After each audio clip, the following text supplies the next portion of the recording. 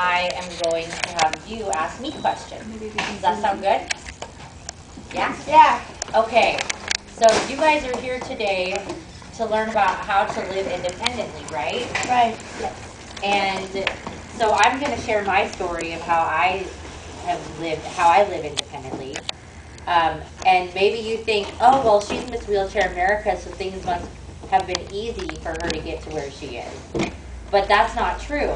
I faced the same limitations and barriers that you guys are facing.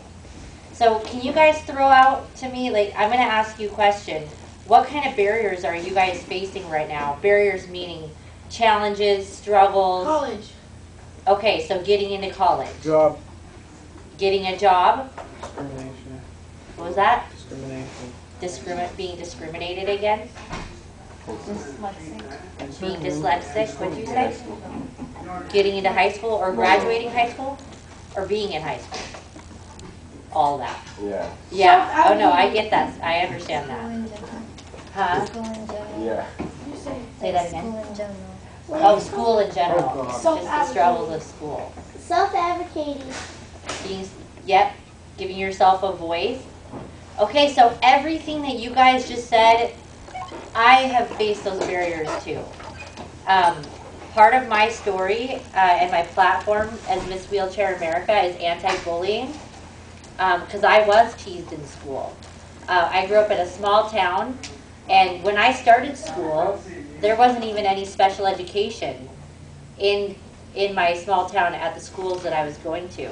So my parents had to get a lawyer and sue the school district so that they would educate me.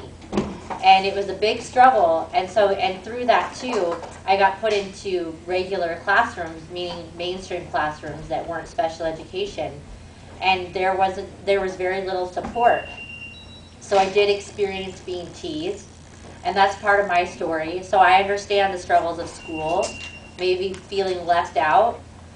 One of the things that I'm doing as Miss Wheelchair America too is to stop the separation between special education and mainstream education, so that everyone in this classroom, I'm sure many of you are in special education classrooms. I just want to ask you right now, tell me honestly, how does it feel to you to be in a separate classroom than your other classmates or your other schoolmates? How does that feel to you? I want to hear what you guys have to say. When I went to high school, we had the separation. I told them, if I can't be with my other friends, then I don't want to be in special ed. But then that would make it really hard for school. And I was like, well, I'd rather be with my friends and fail and be getting an education and liking school than being in a classroom with a bunch of people that are way different than I am and succeed. I agree with you, and that's something that I'm working on. I'm actually meeting with state legislators, senators, and representatives to change the law. And actually, there already is a law, just so you guys know. There's already a law. It's called IDEA, which stands for Individuals with Disabilities Education Act. And that law states that every student with a disability in public school has the right to be in mainstream classes. If you want to be in mainstream classes, there is a law that says that the schools need to put you in mainstream classes and to give you support in those classes. So that support can look like a student, a peer mentor, like a peer that would be in the class with you that would help you understand the material and help you understand what the teacher's saying, or a teacher that can come in and help you.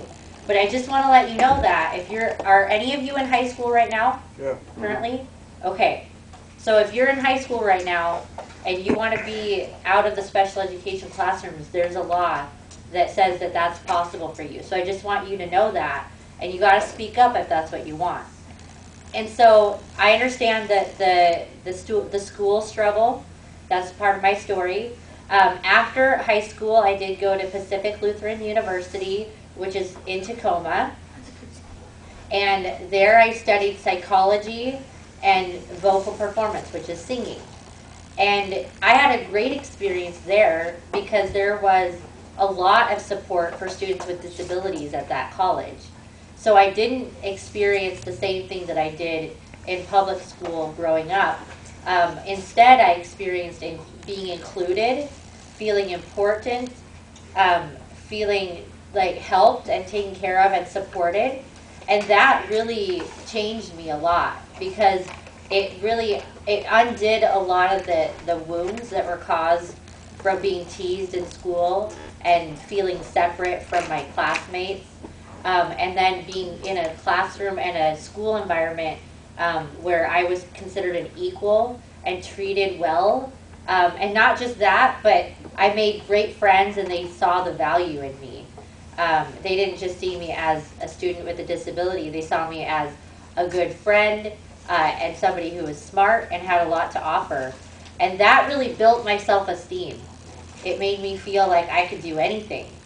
And so after I graduated from Pacific Lutheran University, I went on and I got certified in radio broadcasting at Clover Park Tech.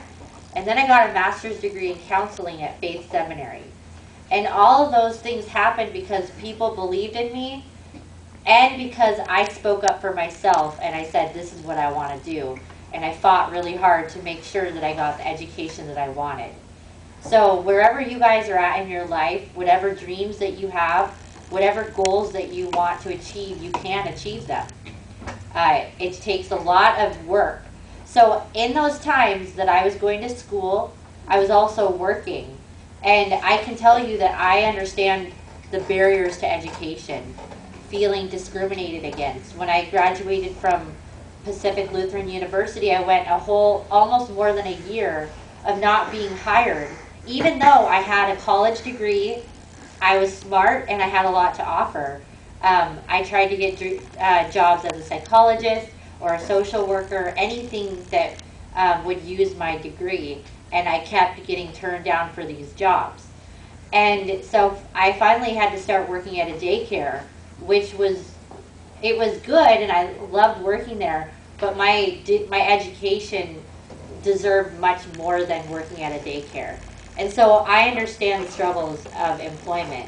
But one thing I can tell you that I did, and this is what I'll tell you guys, this is a piece of advice I'll give you. What I did in that year that I was not working is I volunteered. How many of you are volunteering in the community right now? Raise your hand.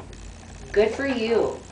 And so any of you who are not working, you should be volunteering in the community, because you know what that does? That is actually work experience on your resume. So even though you're not working, when you go into an interview, the employers will see that you've been doing something with your time in the community, and that can go on your resume. So that's very important. And actually what I was doing in that time that I volunteered, I was providing free counseling for community members. So I was still using my degree, I just wasn't getting paid for it. Another struggle that I faced is getting access to the care that I need. How many of you are facing that struggle, like personal care? You know, caregivers, and maybe a modified vehicle. I know that there's a couple wheelchair users here, so if you want to drive, you'll need a modified van. And you know what? I still have not gotten a modified van. And I'm going to be turning 34 in a month. And so it's very challenging. And so the thing is that I can say, though, is I have not let that stop me. I use public transportation, and if need be, I ask friends for help to drive me places. And if really need be, I take a wheelchair access taxi. And I've still done everything that I want to do and gotten everywhere I need to go, because I'm determined to get there. So don't let anything stand in your way, but also don't stop fighting for what you need. So after I got my master's degree, I started a motivational speaking business. And that started in 2011, and I've been doing that full time since 2011, and that's how I make my living now, is sharing my story like I am right now to you guys. And I speak at schools and businesses and churches, and that's how I got the title of Miss Wheelchair America. First I went and I ran for Miss Wheelchair Washington, and I won that, and then I went to the national competition and won Miss Wheelchair America. So that's my success story, because now I get to travel the United States and share my story of success with people all over the United States, in big cities and little cities. I get to go to Hawaii and Alaska. I'm so excited. This year is going to be awesome. And my platform is called Inclusion Revolution. And basically there's two things to my platform that are important to me that I'm sharing with America. One is the inclusion of special education students in mainstream classes, like I talked to you about. And the other is the inclusion of people with disabilities in the arts, like dance, theater, and singing. Do any of you guys like to act or dance or sing? Yeah? Awesome. Well, come find me after because I'd love to connect with you. So what I'm fighting for is for there to be a law that says that theater and dance companies need to have accommodations for people with disabilities in their programs. Because right now, if you have a disability, it's very difficult to be involved in the art world with acting, singing, or dancing. And so I'm trying to change that. And that's what I'm doing as Miss Wheelchair America. So that's my story. And now I want to hear some of your guys' experiences. So first of all, I think that the message of my story is that dreams can come true no matter what limitations you're facing in your life. So even though, just like you guys, I've faced school challenges and challenges in being discriminated against for work, transportation challenges, I still achieved my goals because I had the will to do it and I didn't take no for an answer. So first of all, I'd like you guys to share with me, what are your dreams? What do you guys want to do in your future? What would be your dream job or dream career? Just go ahead and share out. And you can turn off the video. Okay. Thank you so much. Yeah.